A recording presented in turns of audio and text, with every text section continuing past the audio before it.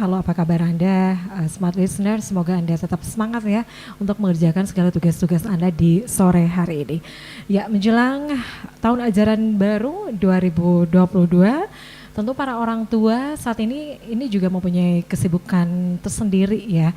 Misalnya juga menyiapkan dokumen ataupun identitas keluarga ataupun anak ya, dan di mana ini dipergunakan untuk masuk mendaftar di PPDB online 2022 ya. Dan sebenarnya seperti apa sih prosedur dan juga persyaratan untuk mengakses PPDB online 2022 ini?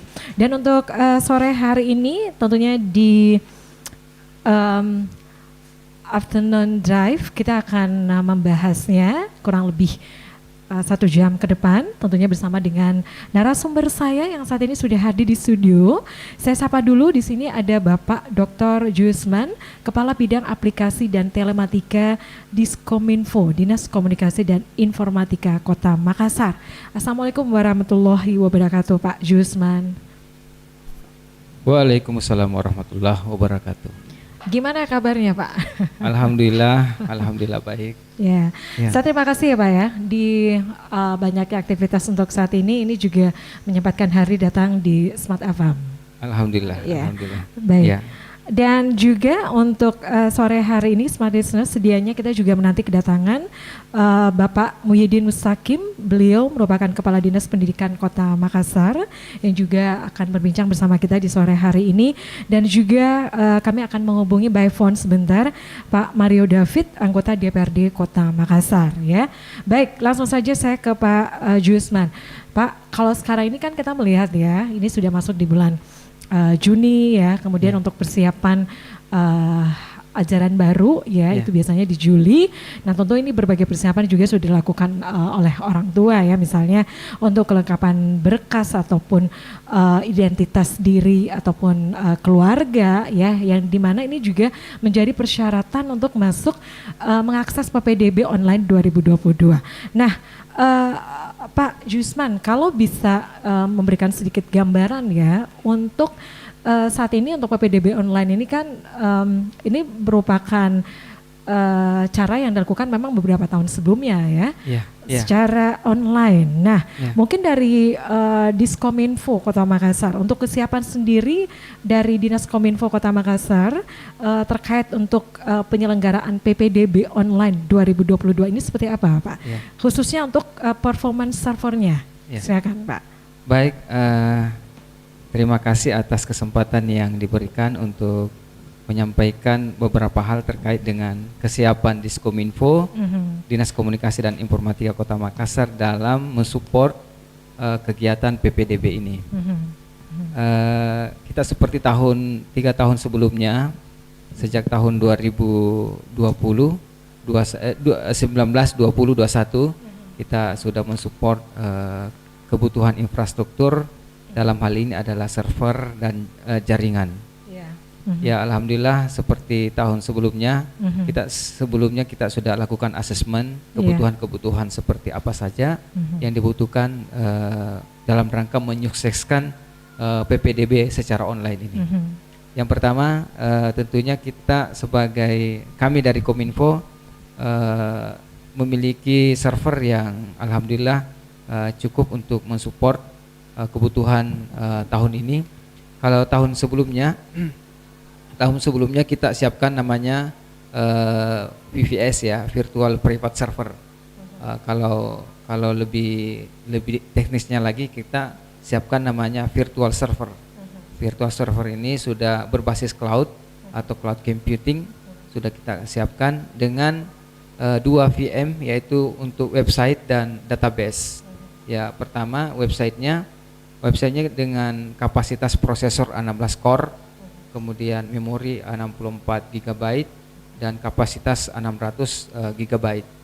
Kemudian untuk database-nya kita siapkan prosesor 16 core, kemudian memori 64 GB dengan kapasitas disk sebesar 1000 GB atau 1 tera gitu.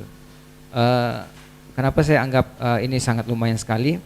berdasarkan perhitungan kami untuk kebutuhan memori itu dengan kunjungan 1 jam itu 1 jam kira-kira antara 1000 sampai 900 1500 current pengunjung yang aktif. Jadi kita bisa menyediakan dengan kapasitas prosesor itu dengan minimal 16 core. Kemudian kapasitas memori dengan rumus. Jadi kita menyiapkan memori ini atau RAM kita berdasarkan rumus atau formula yang sudah kita gunakan di dalam dunia jaringan atau jaringan data. Dengan rumus misalnya kita ini agak RD tambah CU per 20. Ini agak teknis ya. Jadi dengan kunjungan per jam kita bisa hitung per jam seperti tahun lalu itu antara 1000 sampai 1500 user online. Ya. Jadi kalau kita gunakan RD tambah CU per 20 kita harus menyiapkan RAM 54 GB. Tapi yang tahun ini kita siapkan 64 GB, itu berarti di atasnya. Jadi lebih stabil. Nah, untuk kebutuhan storage ya. Storage dengan pengunjung tadi ada totalnya kalau berdasarkan data dari Dinas Pendidikan itu dengan total berdasarkan daya tampung misalnya 51.708 ataukah ini yang saya ambil data tertinggi karena usia anak usia 6 tahun misalnya SD itu 21.000. Tapi kalau daya tampung kan 30.000 lebih. Dengan SMP 21.440. Kemudian total secara keseluruhan untuk daya tampung di 51.708. Jadi kalau kebutuhan per siswa itu adalah 6 MB, berarti kita hanya membutuhkan sekitar 310 GB. 330 GB. Tapi kita siapkan 1000 giga, berarti hanya pemakaian 0,3 sampai 0,4%. Jadi untuk kenaikan pemakaian data tahun ini berdasarkan storage yang kita miliki dan upload data dari siswa atau orang tua dengan per siswa itu 6 megabyte, berarti itu kenaikan hanya 0,3 sampai 0,4%. Gitu. Baik. Itu yang untuk kebutuhan server. Itu untuk kebutuhan server ya. Sebelum kita lanjut ya Pak Jusman, saya mau menyapa dulu Pak Kadis ya, Bapak Muhyiddin Mustaqim. Selamat datang saya ucapkan juga Pak Muhyiddin. Ya. Terima kasih. Assalamualaikum warahmatullahi wabarakatuh. Waalaikumsalam warahmatullahi wabarakatuh. Gimana aktivitasnya untuk hari ini Pak? Alhamdulillah padat. Jadi padat, tadi ya? ini kebetulan ini baru saja menghadiri kegiatan apa Pak? Ini dari pagi kegiatan ya. Tadi ini dari kemarin saya hubungi Pak, ini padat sekali, jadi susah untuk memfikskan jadwalnya Pak. Tadi juga ada kegiatan yang dilakukan oleh teman Kominfo terkait dengan ini PPDB. Kedua tentu tadi ini baru-baru karena Komisi D DPR anggota itu langsung melihat langsung karena kami hari ini kan sudah hari ketiga ini simulasi. Simulasi ya, hari simulasi ketiga. terkait dengan aplikasi PPDB kita dan tadi DPR menyaksikan langsung dan seperti apa. Nah, ini alhamdulillah tadi kan kami juga memberikan penjelasan dan dia melihat langsung dan langsung berkomunikasi dengan operator sekolah karena PPDB tahun ini beda dengan tahun lalu, jadi tidak ada layanan di dinas. Jadi nanti kami bersama dengan Kominfo, bersama dengan baik dari Dukcapil, dari sosial itu kita hanya menunggu.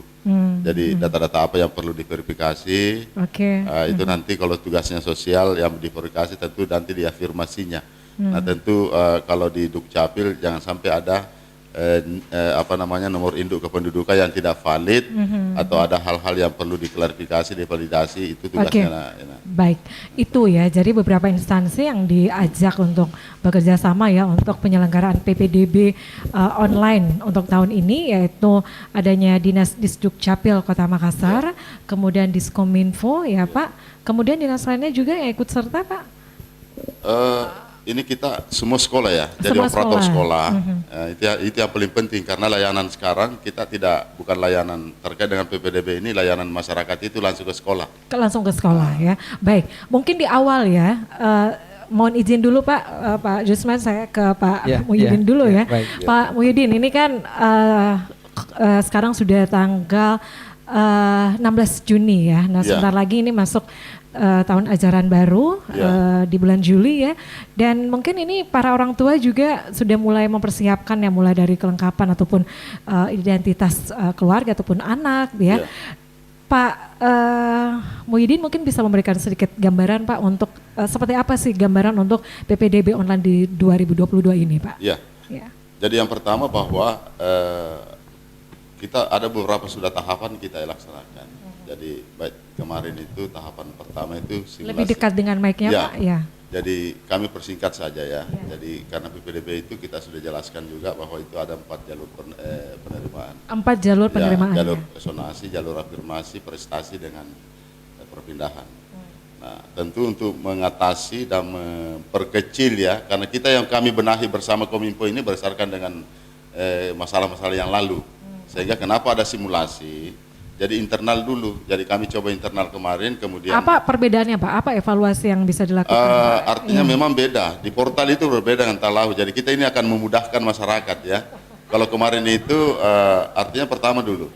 Ini simulasi internal kan tentu perbaikan data dulu. Itu yang kemarin. Kan kemarin itu kenapa banyak ada masalah? Ternyata kan kemarin ini tidak ada fokus terhadap perbaikan data.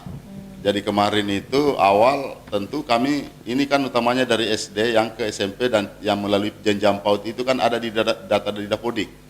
Nah, setelah kami mengambil data dari Pusdatin Kementerian Pendidikan itu jelas sekali di situ bahwa ada 20% itu data yang warna merah. Berarti kenapa warna merah? Tentu ini titik koordinat tidak sesuai dengan KK. Ya, artinya alamat domisili. Tapi artinya dia mengambil anak ini adalah berdasar alamat anak ini adalah di sekolah. Nah, itulah kami perbaiki kemarin dan inilah yang sudah masuk di sekarang di server ini sudah ada. Nah, akhirnya kemarin orang tua itu simulasi ini kan kita minta orang tua masuk, begitu dia ketik NIK-nya atau nomor induk nasional anunya apa siswa nasional itu otomatis dia ada. Nah, di dalam simulasi ini juga eksternal ini kita juga minta bahwa mungkin ada perbaikan-perbaikan di situ. Nah, inilah tujuannya untuk selama sampai tanggal 18 kami sepakat dengan teman-teman karena kita juga mau uji server. Ya, artinya kan keluhannya servernya katanya begitu insya Allah. Artinya kami mau bahwa ini kami tidak mau merusak sistem. Kemudian yang kedua terkait dengan terkait dengan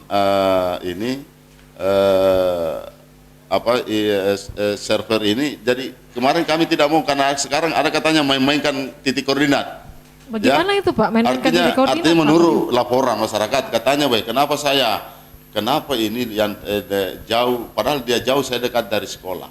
Nah tentu dua permasalahan yang di sini. Jauh, Ya. titiknya Artinya jauh, kenapa bisa jadi dekat? memang betul bahwa kalau dia di belakang, pokoknya masyarakat ini dia berada jauh dari belakang, tapi kenapa yang lulus dia yang di belakangnya, di depannya tidak?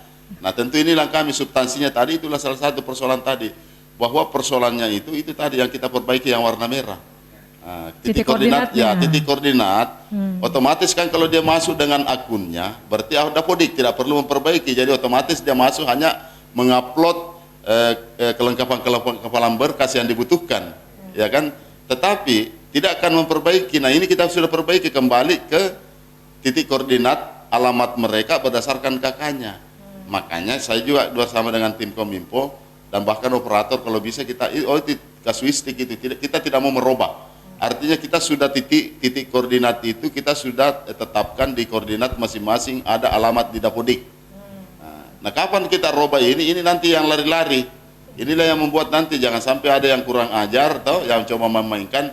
Ini nanti tarik akhirnya kemarin kenapa ada titik koordinatnya ada di laut atau apa, sehingga saya bersama dengan Kominfo itu dengan tim-tim teknis yang lain itu kita pertegas bahwa kita dulu itu bukan cing. Kalaupun ada nanti hal-hal yang perlu itu kan perlu koordinasi. Makanya kami dengan tim teknis ini jadi tim panitia DPDB ini kita hanya standby menunggu seperti apa masukan-masukan yang diminta oleh operator sekolah. Operator jadi kita hanya melayani, tapi terkait dengan ini semua layanan itu di sekolah.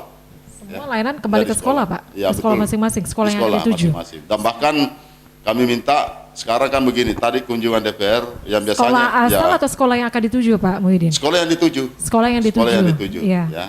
Kemudian yang kedua, ini tadi teman-teman DPR kami dampingi Komisi D terkait dengan ini kan melihat juga persoalan-persoalan. Katanya LSM banyak demo, sekarang tidak bisa. Saya akan hadapi dengan LSM, yang sekarang yang kami mau hadapi adalah orang tua siswa. Iya, iya. Ya.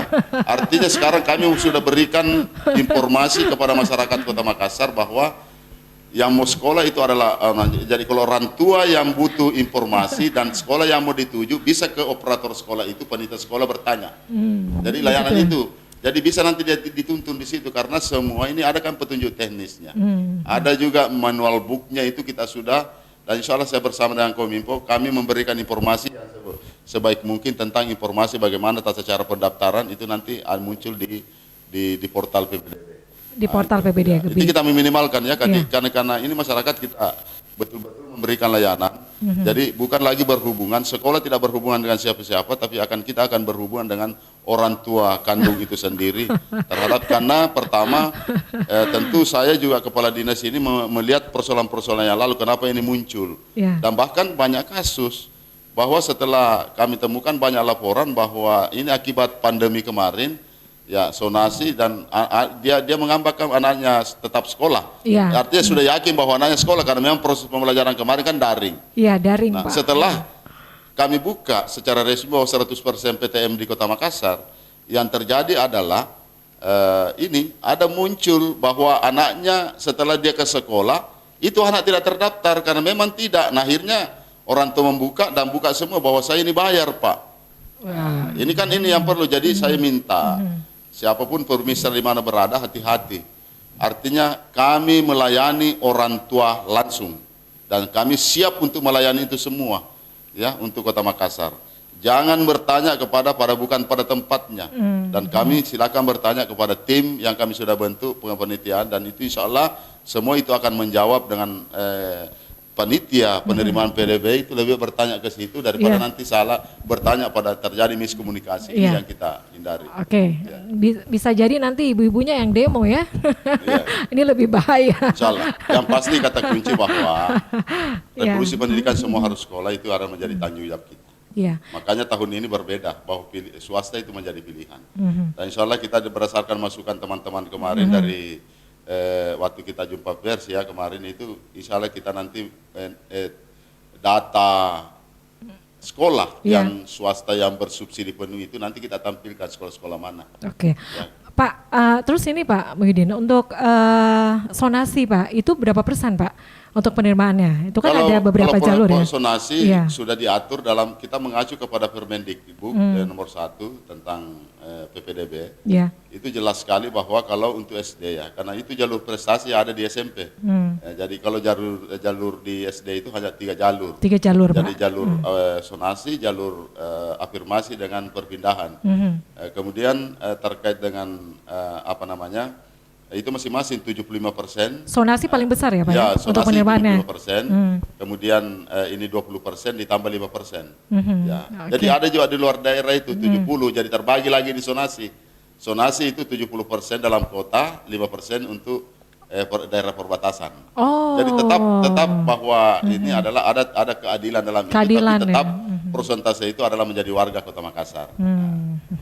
Jadi sama-sama begitu ya Pak, memiliki peluang yang sama ya, untuk anak untuk bisa masuk di sekolah-sekolah yang mereka inginkan. Jadi afirmasi itu perlu juga masyarakat tahu, karena jangan sampai bahwa ini afirmasi seperti apa, itu ya termasuk kuota 20% itu termasuk disabilitas. Jadi anak yang berkebutuhan khusus, ya, ada yang berkebutuhan khusus itu ada formasi 20% itu setiap sekolah.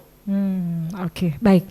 Saya langsung kembali ke Pak Jusman. Pak Jusman, kita masih lanjut lagi nih untuk kesiapan server dari Diskominfo Pak, dibanding tahun lalu dan juga sekarang ini gimana Pak? Ada peningkatan?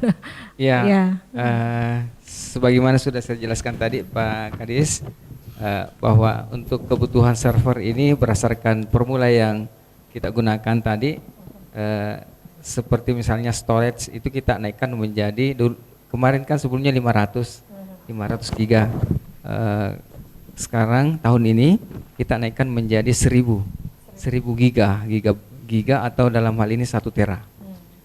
walaupun sebenarnya kalau dilihat dari matematika pendaftar jumlah file yang didaftar yang akan terupload itu hanya sekitar kan satu file itu di size 2 megabyte.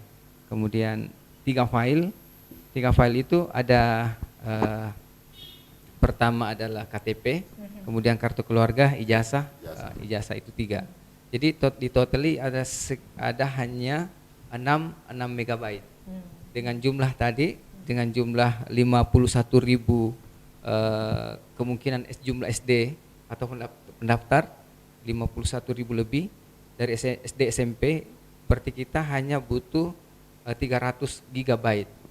Sementara yang kita siapkan itu 1 tera. Jadi kenaikannya hanya sekitar 0,3% kemungkinan. Tapi kalau misalnya itu paling riskan sampai 5%. Ya, artinya 0,3 kalaupun misalnya ada file yang temporary akan terisi, itu paling banyak sampai 5% saja naik.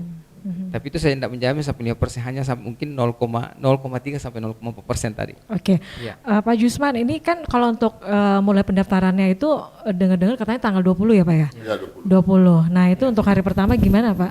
Untuk pengunjung websitenya itu bisa kenakannya berapa orang yang kalau mengunjung? seperti tahun lalu kita pasangkan analitik ya. Itu rata-rata di jam 10 sampai jam 12 itu pemakaian server naik. Jadi jam 10 sampai jam 12 itu akan terjadi jumlah sampai di atas 4.000 pada jam 10. Jadi rata-rata yang akan menggunakan website ini. Kita lihat dari analitiknya. Jadi kita akan waspada ya, akan melihat traffic di server itu pemakaian di jam 10 sampai jam 12. Jam 10 Sampai pagi? jam 10 pagi sampai jam 12? Jam 12. 12 malam? 12 siang. 12 siang. Ya, jadi itu paling padat ya? Iya paling padat. Jadi kemungkinannya akan turun lagi sekitar jam 12 ya. Tapi sebenarnya kelihatan di beberapa tempat waktu ini kan hari pertama jam 10. Kalau hari kedua itu jam 11. Hari ketiga mulai turun jam 11 dan ini jumlahnya semakin landai semakin turun. Jadi dari persepsi kita kalau dikatakan di akhir itu naik, ternyata di awal lebih tinggi. Di hari pertama, hari kedua yang paling tinggi. Ya, gitu. Ini perlu memang diantisipasi gitu ya. Jangan sampai servernya down, Pak. Untuk antisipasinya apa lagi yang akan dilakukan, Pak? Untuk pemetaan kendalanya? Server selama ini down karena mungkin mati listrik secara total Kota Makassar, karena kalau listrik mati di Kota Makassar pasti server juga mati. Tidak berfungsi ya. Jadi tidak berfungsi. Atau terjadi mungkin hal yang di luar kemampuan kita. Tapi selama ini alhamdulillah selama PPDB dua kali PPDB ini tidak pernah listrik down. Pernah mati listrik tapi di luar di jam PPDB atau tanggal PPDB dilaksanakan. Baik, saya kembali lagi ke Pak Muhyiddin, Pak. Yeah. Nah, ini juga menjadi pertanyaan nih, Pak. Untuk prosesnya nanti untuk PPDB, Pak. Untuk penerimaannya gimana prosesnya, Pak? Tanggalnya tuh tanggal berapa saja, Pak? Mulai dari pembukaan pendaftaran, kemudian mulai tanggal 20. Jadi kita ini hanya 3 hari ya. Jadi kita ini memperpendek ya. Jadi kalau yang tahun lalu itu kita kan prosesnya panjang, bahkan sampai 1 bulan. Jadi kalau kita perpendek selama 14 hari, ya 14 hari dan tentunya kami kemarin kan ada begini, ada pendaftaran, jadi ada jadwal itu kita buat pada saat pendaftaran ulang. Jadi kami di sini tidak ada lagi pendaftaran ulang secara daring, ya. Artinya kami langsung melakukan begitu pengumuman langsung pendaftaran ulang luring ya. Jadi nanti kebutuhan berkas yang diupload kemarin itu langsung di store pada saat pendaftaran ulang. Jadi langsung ke sekolah yang dituju, langsung ke Pak? Sekolah. Jadi begitu dia pengumuman ada jadwalnya. Jadi pendaftaran. Jadi kalau kemarin itu luring akhirnya sama karena ini waktu padahal kebutuhan itu kan memakan waktu ya. Dan tentunya kita mau melihat juga bahwa berapa anak yang tidak tertampung dan seperti apa, dan itu kita kan nanti akan carikan. Nah tentu juga Kemarin kan di SMP itu ada data 5.168 yang tidak tertampung, itu artinya kalau 5.000 ya? 5.168 kalau berdasarkan data, kita mengambil data dari Dukcapil, usia yang 12, kemudian daya tampung dari sekolah itu dari kita lihat bahwa 13.000 lebih ya, 13.000 lebih hanya SMP negeri dari 55. Berarti dan ditambah SMP masih ada 5.000 kalau kita lihat selisih ya dengan jumlah. Karena kita lulusan ini tahun ini 26.000 itu lulusan yang ada, Dasar, Pak. sementara di data kependudukan itu 25.000. Jadi ada anak yang memang dari luar tadi itu. Estimasi bahwa dari daerah Maros yang perbatasan, yang sekolah ke Makassar, Goa, Takalar itu yang berada di daerah perbatasan itu masuk sekolah di Makassar. Nah inilah estimasi itu kita 26.000. Jadi ada kurang lebih selisih di situ sekitar 1.000 ya, kurang lebih 1.000 anak itu. Ada anak yang bahwa dari luar itu sekolah di Makassar, itu adalah berada. Nah, tentu kami juga programkan Pak Wali begini. Jadi bukan menambah kelas ya. Kita kan ada program untuk mengatasi itu. Ini untuk anak-anak yang tidak jadi tertampung kita ada gitu ya, Pak, program hibrid ya. Jadi Hybrid? program hibrid dan outing kelas. Ya, jadi tapi hibridnya dulu. Jadi bisa saja bahwa kita akan buka kelas. Kalau memang memungkinkan itu karena bukan solusi kan bisa saja ada warga penduduknya besar. Perpindahan Ya, Pak, ya. Kalau perpindahan itu beda. Beda. Kalau perpindahan itu kalau tiba-tiba contoh kalau saya ini seorang aparatur umpamanya tiba-tiba pindah tugas. Nah, Itu ada. anak saya kan begitu pindah tugas otomatis pada saat saya pindah tugas persis bertepatan dengan penerimaan, itulah ada alokasinya 5% setiap sekolah. Oke. Ah. Kita lanjut lagi ya Pak untuk Ya. jalur hybrid tadi yang seperti diinformasikan. Ya. Ya. Itu gimana Pak untuk yang anak-anak yang dari luar Artinya ya. gini, kita menyatasi ada hibrid ya. Terkait hibrid, jadi bisa kita berikan ruang. Jadi nanti paralel ya. Istilahnya begini, satu kelas, jadi kita nanti jadwal. Contoh, SMP 6 umpamanya kalau kita buka karena terbasuh di situ, bahwa kita buka kelas 1, tapi ada kelas hibrid, ada kelas luring ya. Jadi secara langsung. Tapi satu guru bisa memberikan pelajaran 2 kelas, sekaligus hibrid 1 kelas, tapi ini. Tetapi mudah-mudahan tidak seperti itu karena pertama tentu kan kita ini kan pertimbangan khusus Pak Ya. kalau 2 kelas yang langsung di ini Pak yang harus bisa diajar. kalau hibrid kan gurunya mengajar di ini, hibrid kan secara hibrid. Jadi guru mengajar di kelas langsung siswa yang ada di ini masih mengikuti secara hibrid. Oke. Jadi apa pertimbangannya Pak? Pertimbangannya itu tadi kalau solusi itu ini alternatif untuk artinya mengatasi bahwa semua anak harus sekolah. Ya, tapi dia terdaftar di sekolah itu. Ya, salah satu itu menampung. Tapi kita harus lihat dulu bahwa kami sonasi juga ini sekolah swasta. Sekolah swasta ini kan ada yang bersubsidi. Contoh, di SMP 26. SMP 26 Makassar itu adalah di kompleks PU Malengkeri. Tentu kalau ada anak yang tidak tertampung, bisa kita arahkan karena kebetulan pas ada juga masuk dalam portal PPDB ini ada SMP 99. Itu sudah nampak di portal kami bahwa setelah dia mengisi profil dia di situ menerima siswa baru 50. Subsidi penuh 50. Berarti kita arahkan itu ke sana. Jadi kita ini juga mengarahkan ke sana, makanya nanti kita wajibkan juga bahwa orang tua wajib memilih 2 sekolah swasta. Nah, jadi tergantung nanti di situ. Jadi sonasinya kalau tidak tertampung di sini bisa saja teratasi di teratasi di situ tadi di sekolah swasta. Sekolah swasta. Nah, sekolah Kalau swasta. pengalaman dari tahun-tahun sebelumnya Pak untuk pilihan itu kan langsung 2 sekolah ya, 2 sekolah negeri Pak. Nah kalau Kalau sekarang, ini 3, jadi 3 sekolah negeri bisa memilih 3, Iya. 2 sekolah swasta. Ya. Jadi nanti di situ dilihat tergantung sonasinya, bisa saja pilihan pertamanya tapi jatuhnya di pilihan ketiga. Nah, dan tentu juga dengan sonasi, kenapa pertimbangan kami ambil sonasi? Pada saat kami buka jalur prestasi, berarti yang sudah tidak bisa lagi kalau sudah lulus, ditetapkan sudah lulus, diterima di sistem sonasi, berarti tidak bisa lagi memilih-milih sekolah. Bahwa pada saat jalur jalur kalau kita buka jalur prestasi. prestasi Ya ya. kan? Seperti Oke, itu. Pra, ini juga nih yang banyak dikeluhkan Pak untuk jalur prasejahtera katanya Pak, Ya. prasejahtera. Nah ini ada juga informasi yang mengatakan katanya ya, itu ada juga ibu-ibu yang mengatakan Pak, ini anaknya katanya ya, di sekolah tersebut itu kan mereka berjumlah 25 siswa dalam satu kelas. Ya. Nah dari informasi yang didapatkan teman saya ini ya, anaknya katanya ada 5 orang siswa yang masuk melalui jalur prasejahtera. Prasejahtera Pak ya. Afirmasi. Nah ternyata kenyataannya Pak yang prasejahtera ini, murid yang prasejahtera ini katanya kehidupannya itu tidak sama seperti yang pada saat masuk di sekolah Pak. Ya. Itu memakai handphone, iPhone, terus pokoknya tidak dikatakan prasejahtera gitu Pak. Itu gimana itu Pak?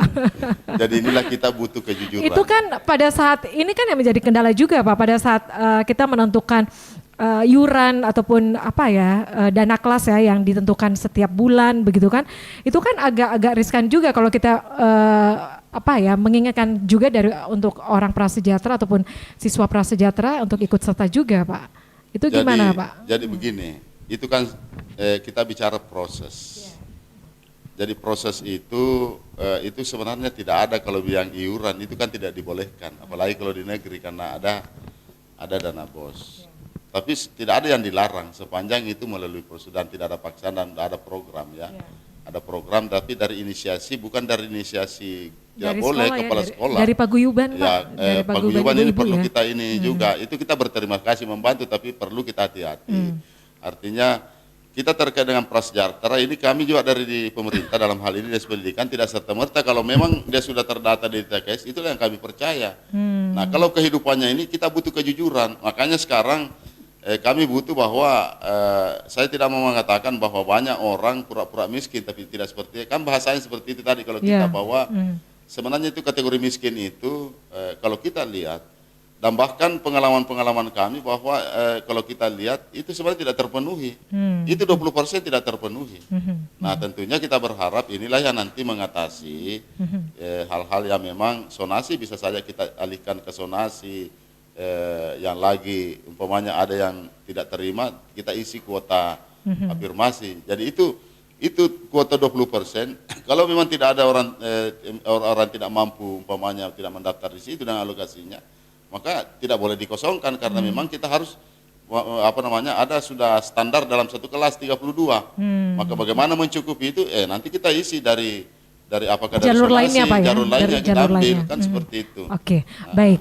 Pak Muhyiddin, saya kembali lagi ke Pak Jusman. Pak Jusman, ini terkait kesiapan dari Diskominfo. Apa lagi yang memang harus dipenuhi ataupun yang harus dipersiapkan ini Pak untuk pemetaan kendala di PPDB online 2022 ini Pak? Sekira yang untuk saat ini ya kita kalau kebutuhan jaringan internet dedicated dulu tahun lalu kan 100 Mbps kita sudah delivery ke Dinas Pendidikan. Nah tahun ini kita naikkan lagi menjadi 1.500 Mbps dengan dedicated. Artinya dedicated ini kecepatannya 150 Mbps dan upload download tidak terbatas. Untuk saat ini. Saya kira untuk masalah-masalah lainnya lebih kepada literasinya ya kalau saya lihat. Kalau untuk infrastruktur tinggal memanfaatkannya dengan baik saja. Jadi memanfaatkan dengan baik ini maksud saya teman-teman di aplikasi, di programmer sudah men-setting bagaimana caranya supaya tidak terjadi pengiriman data frontal gitu. Ya, kalau tahun sebelumnya kan terjadi pengiriman data yang sekaligus. Nah, tahun ini alhamdulillah teman-teman programmer sudah merubah pola itu dengan cara kirim satu-satu. Jadi 2 megabyte ini dikirim satu-satu. Beda kecepatan atau bandwidth yang dibutuhkan kalau itu sekaligus daripada satu-satu. Nah, mungkin kalau misalnya yang mungkin bisa saja ya terjadi blocknet, terjadi down, maksudnya pintu misalnya kita siapkan sebanyak 1.500 per jam misalnya ya, kita siapkan 1.500 per jam, tapi tiba-tiba sampai 5.000 sekaligus, itu kan sistem sebenarnya punya kekurangan juga di situ. Ya, kita punya server memang termasuk high comport infrastruktur, tapi kalau misalnya tiba-tiba 1 jam itu ada 5 orang yang masuk mendaftar, itu kemungkinannya bisa saja terjadi. Akan ada error dalam beberapa menit atau berapa jam. Nanti misalnya terjadi penundaan, itu bisa masuk kembali. Gitu. Tapi itu dengan ketentuan seperti itu yang saya hanya khawatirkan. 1.000 sampai 5.000 satu jam itu masuk sekaligus. Gitu. Tapi saya lihat kalau perkembangannya dari beberapa tahun ini 1.000 sampai 1.500 orang yang mengakses aplikasi ini. Jadi saya kira masih stabil. Iya. Ya, baik. Kita masih lanjut lagi ya Pak Jusman dan juga Pak Muhyiddin. Kita mohon izin dulu, kita break dulu ya untuk sesaat ya. Dan Smart Listeners, untuk Anda juga nih yang mau bertanya terkait topik yang kita bahas untuk hari ini, untuk siap PPDB Online 2022, kita lanjut lagi setelah kita mengikuti. Kita bergabung dulu bersama Jurnal